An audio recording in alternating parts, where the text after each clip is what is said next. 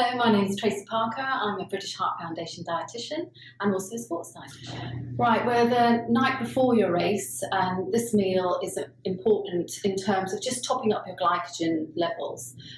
It's not about a last-ditch attempt to try and get energy on board. You need to trust that you've had a good nutrition plan over the previous weeks and you're ready to go.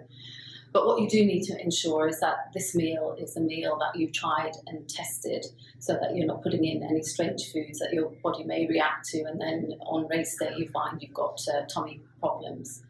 So make sure that this meal is carbohydrate based, but you don't need to overeat or gorge yourself, because you're only going to feel bloated the next day. You want to wake up race hungry, ready for a good breakfast and not race full.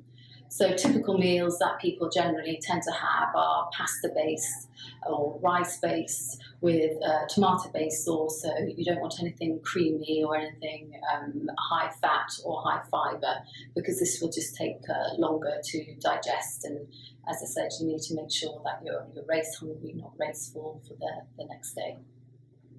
So when it comes to race morning, again, you should have practiced what you've been having in the morning, and this is the opportunity to top up your glycogen stores after an overnight fast, because your body does use some of your glycogen stores whilst you're sleeping, and we know that having a good breakfast can actually help you run and last 5 kilometres longer than if you didn't have a breakfast in the morning. So again, carbohydrate based, make sure you're having it a good 2 to 3 hours before race time, so that it's all properly digested. And again, you're aiming for things like porridge and fruit and honey, or a bagel with peanut butter and jam, or eggs on toast, including something with a little bit of protein, because you're going to be running out there for a long period of time, so you want that energy in your system for longer. But make sure these breakfasts are tried and tested and that you're ready to go for race day. Now, we all know that our carbohydrate levels, when it's stored as glycogen in the muscles, we've only got enough for about 90 minutes worth of activities. So depending on how fast you're running, that's half your race, or just for about 90 minutes. So it's important that we refuel whilst we're running. And the recommendations are generally to aim for 30 to 60 grams of carbohydrate per hour. And you need to start that 45 minutes into the race. And you're choosing carbohydrates that are really easily digestible.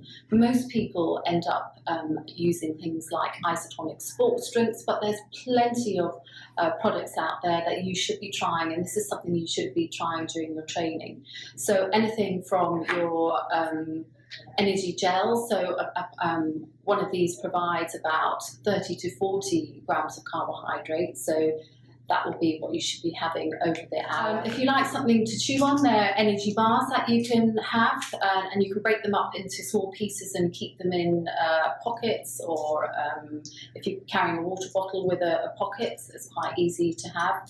Some people like to eat food, and it's very individual, and again, these are things that you should be trying over your training. Some people like to have jelly beans or gummy bears, and about 6 over the hour provides you with that 30 to 40 grams of carbohydrate. Other people like fig rolls, so 2 to 3 of those. So there's plenty of alternatives if you don't like the stickiness of the gel or the sweetness of a isotonic drink that you can choose from. But the key is making sure you've practiced using these products during your training, so you're not caught up with any surprises on the day. Now, as much as refueling when you're running, after you've run, particularly on your long run, so anything over 90 minutes, you've got a window of recovery, that's what we call it, where the muscles are really receptible to taking on board carbohydrate and protein, and this helps to get glycogen back in your muscles after a long run and to help repair your muscles with the protein. And that window of opportunity is really within the first 2 hours, and the general requirements really are in the first hour to have about 30 to 50 grams of carbohydrate. And generally speaking, people rehydrate with an isotonic drink, and that does the trick. But the key is, after that period of time, you need to try and put in some protein to help your muscles repair and get you ready for either your next training session or just good repair after the race. So things that you should be thinking about could be an isotonic drink with a handful of nuts, and the salt on the nuts again could help replace some of the electrolytes you may have lost during the race with sweating.